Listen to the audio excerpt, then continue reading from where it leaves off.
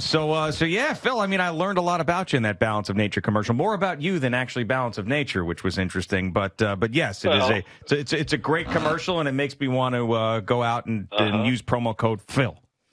Well, I've been around Boomer too long, so it's all about me.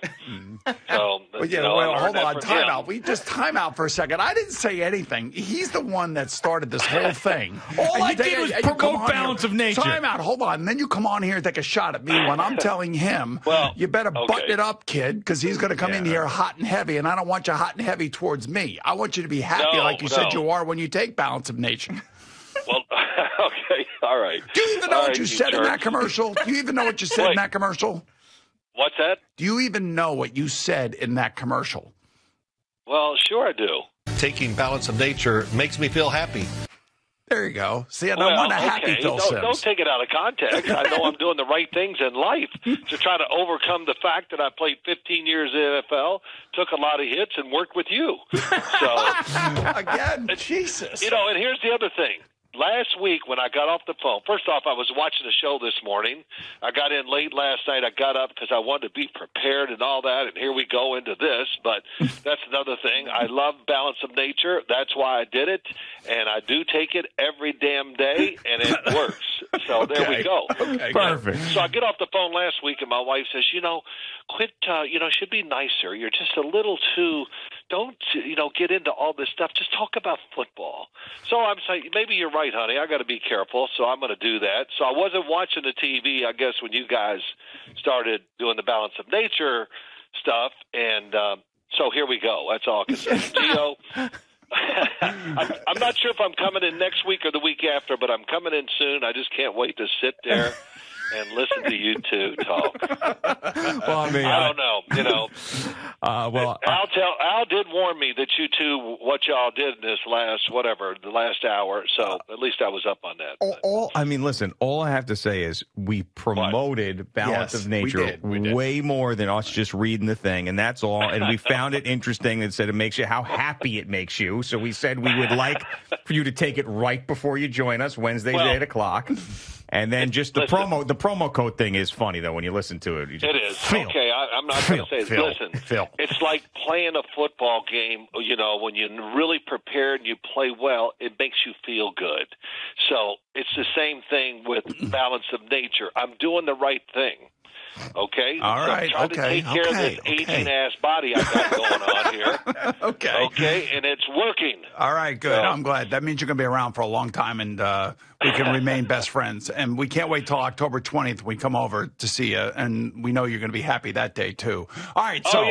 Yes. Listen, I'm looking forward to you guys coming over. So it'll be great. I'm going to have some stuff ready for you, and we're going to, the biggest thing is, what am I going to feed you? Because Al, all he eats is like lettuce and stuff. I don't know what salmon. the hell he You eats. like salmon. No, he eats meat. You like salmon? Yeah. Like salmon, yeah. Steak. Okay. Yeah, any kind of meat. I'm a meat eater. He's a meat. He likes meat. Well, Gio, I know you're a meat eater. I mean, look, you're half bear, so you got to. Yeah, that's right. Raw for me. It'll be good. And I got up this morning early. I did travel. I got in late last night on an airplane. Oof. And so I got up this morning, watched a little stuff, get ready for you guys. And I would say for the Giants and the Jets this week, it's not going to be easy. That's all I can say. And it's a big, broad stroke there, but it's real. New England coming to play the Jets. New England is not the team that we all expect them to be, a disaster. They're not. They're going to be tough to beat, and it's going to be – I would say this, just real quick. Low-scoring game, could be just both teams are going to plod along a little bit and just hope they get the break or make the play that gives them an advantage to see how it turns out. But I was impressed with watching New England the first two games, how they orchestrated the whole game, offense and defense together. Right now they probably have one of the worst passing games in football.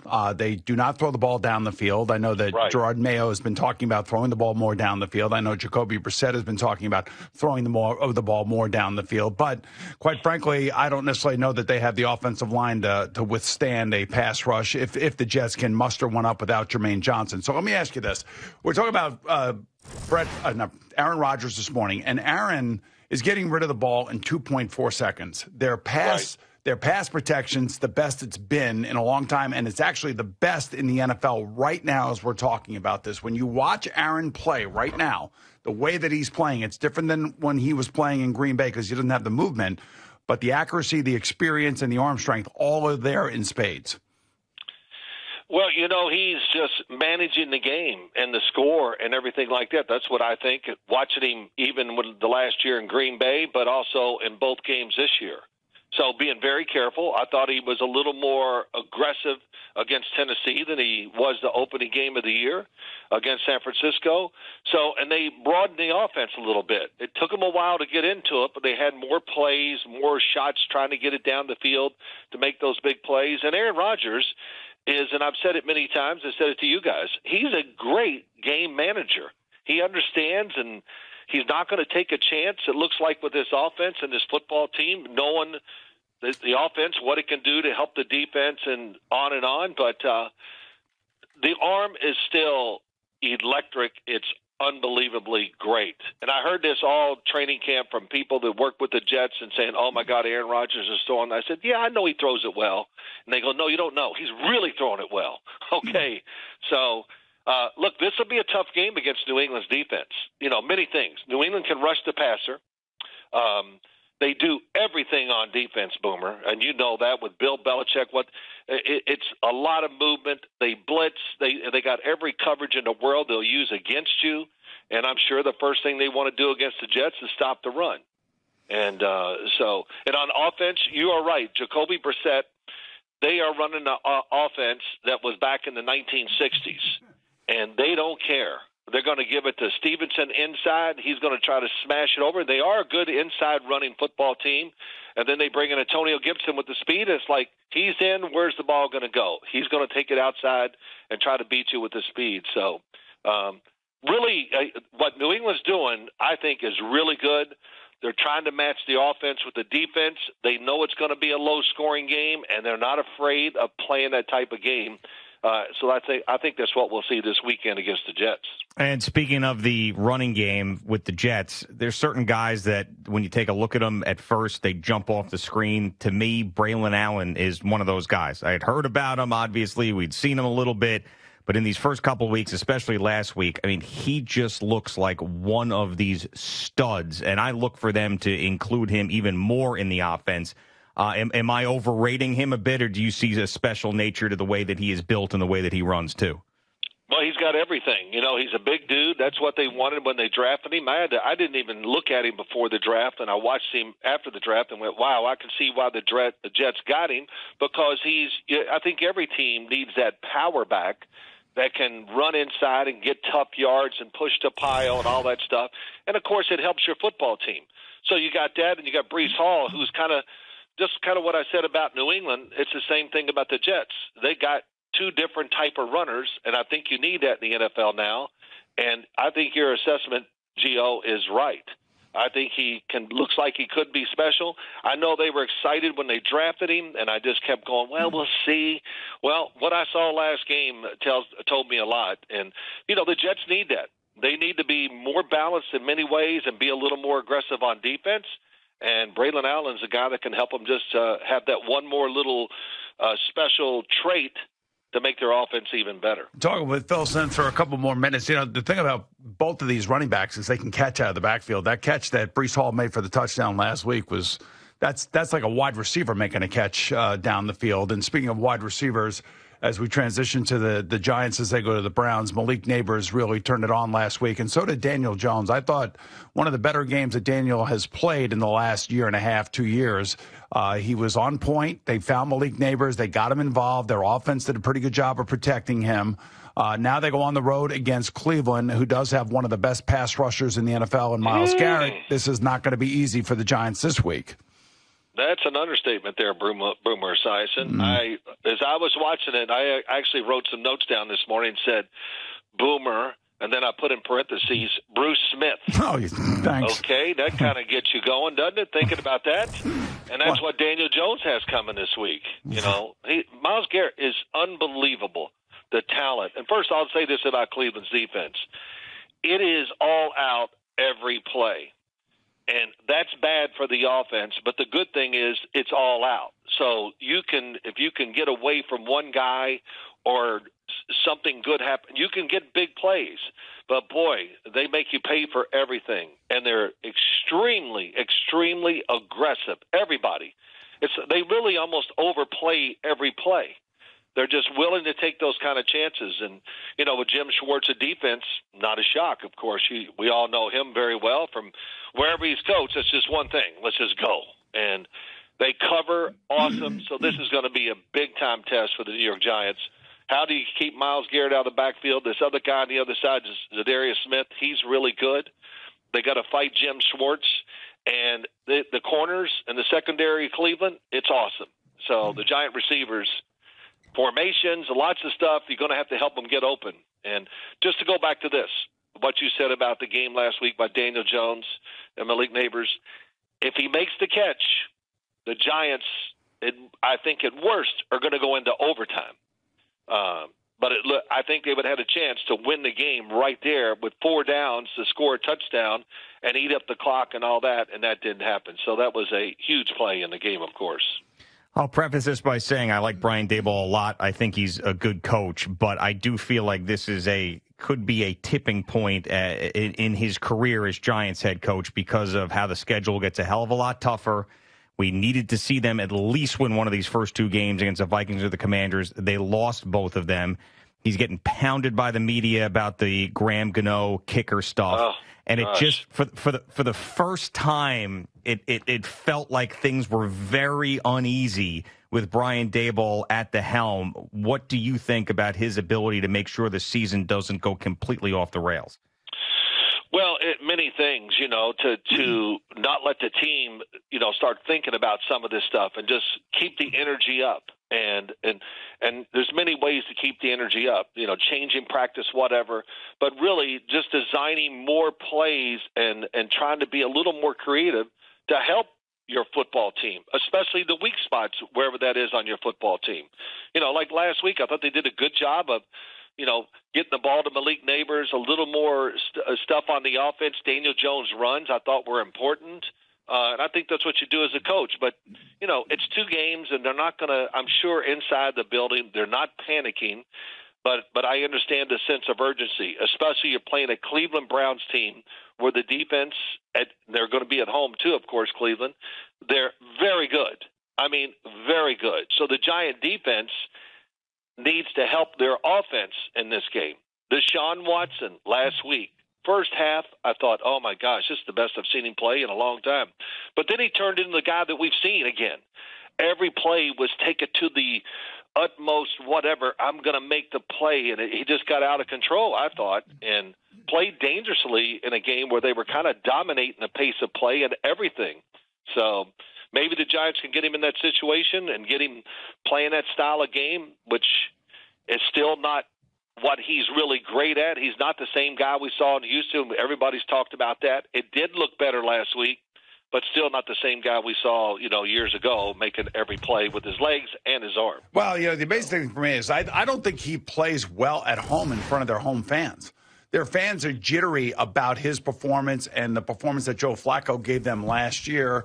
He hasn't thrown for over 300 yards as the quarterback of the Browns. Good thing for him last week he didn't turn it over against Jacksonville. The week before that he did have 2 interceptions against the Cowboys.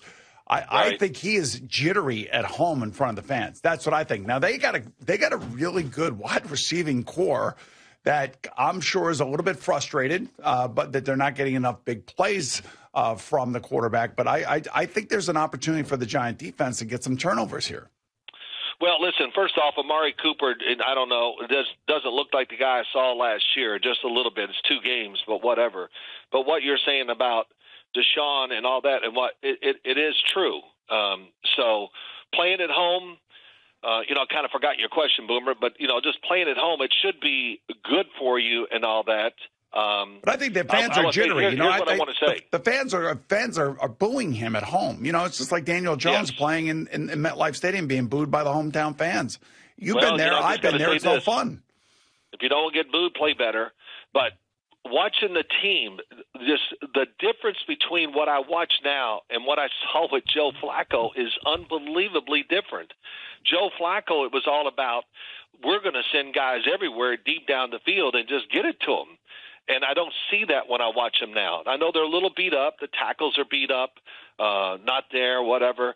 And but still, they were a big – I never forget, Kevin Stefanski, and I listen to these press conferences, and sometimes they tell you something. Last year he goes, we're going to be a play-action team, and we're going to take a lot of shots down the field.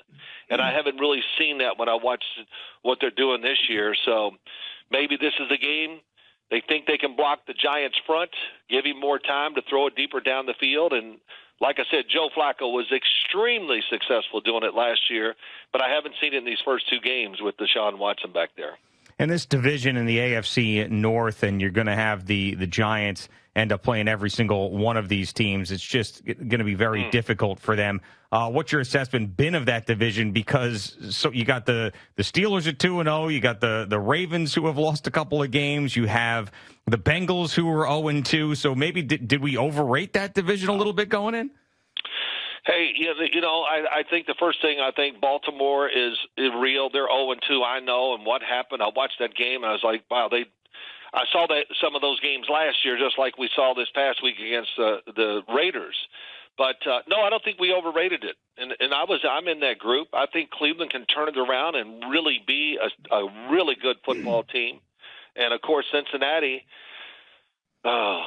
it's the same thing every year. The training camp doesn't go the way you really want it to. The team doesn't get cohesive and get together. And it was there for them last week, but they weren't ready to take it against Kansas City. So, yeah, it's Pittsburgh Steelers. They're playing like the New England Patriots are playing right now, except Pittsburgh has a little more talent to make it look a little bit better. But they're just going to rely on their defense, run the ball, don't take a chance throwing it, extremely careful throwing the football.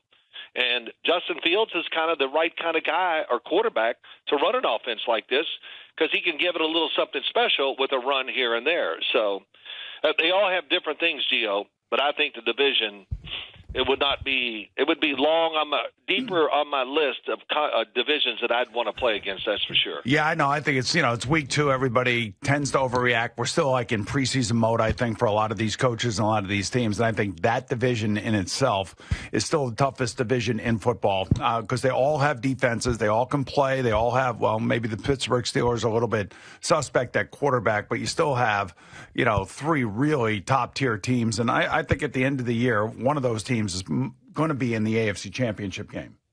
Well, it's like the old set. Was that the black and blue division? Whatever they used to call the it. old NFC North. Yeah, and that's what they are right now. And listen, Pittsburgh, I'll give Justin Fields a lot of credit. He's playing exactly like they want him to play. They're managing the game. They're really doing a great job managing the game on both sides, offense and defense, how they call the plays. And like I said, his number one job, go into the game and just don't turn it over early or make a mistake, and let's work our way into the game because that Pittsburgh defense, of course, it's real. I mean, it's going to be one of the better ones in the NFL for sure. So that's how they're relying on the strength of the team, and they're just trying to supplement it with whatever they do on the offensive side, which is not a lot, but it's been good enough to get them off to a 2-0 start. All right, Phil, great talking to you. We will talk to you next week as always. And you want to tell us that promo code again? What's that promo code again? Phil. Okay, thank you very much. Yeah. And we appreciate it. Hey, Gio, you know me. I'm right to the point. Yeah, clearly. Okay, that's what it was. But, hey, I look forward to talking to you guys next week. Maybe I'll be in the studio. All right. If I come to the studio, what time do you want me in there? We'll put you on hold. Al can work that out with you. I'll tell you exactly whatever you need, whatever fits your busy schedule. Yeah, exactly. We're here for you. Yes. Okay. Well, listen, when I get off the phone, I'm going to walk in the other room to see if my wife disagrees. And she's a critic now. I know. Yeah, you know what? You did a good job today. Yeah, it was wonderful. You only insulted me like 3 times, and that was at the top of the program, so that's all right. Did I? Really? I didn't insult. I was nice to you, man. Come on. Hey, Boomer, before we go. Yes. Couple things, or the big thing. So I was out in San Diego doing a little work yesterday, and I met this girl. And she said, I went to high school with Boomer Esiason. I said, oh, you did? And I said, well, let me ask you a few questions. And I'll leave it there. All right. Let's leave it there. Okay, good. I'll just say this. She was very happy to talk about you. Well, good. That's a good thing, I think. Yeah, well, we'll see. All right. All right, Phil. Good stuff, man. Take care. See you guys. All okay. right, bye. He must have been out there shooting a commercial for Balance of Nature. Oh, really? Yeah, that's probably the work he was doing. All right. And I would think. Oh, okay. Do you know who he talked to? No, I have no idea. All right. Maybe it was the ex-girlfriend that we had at Boomer and Gio Live. What was her name again? Diane. Maybe it was Diane. No, it wasn't her. Because Diane was crushing you at Boomer and Gio Live. I mean, she's out there in San Diego crushing you there, too. Getting crushed all over the place. All right, Boomer and Gio on the Fan and CBS Sports Network. Phil.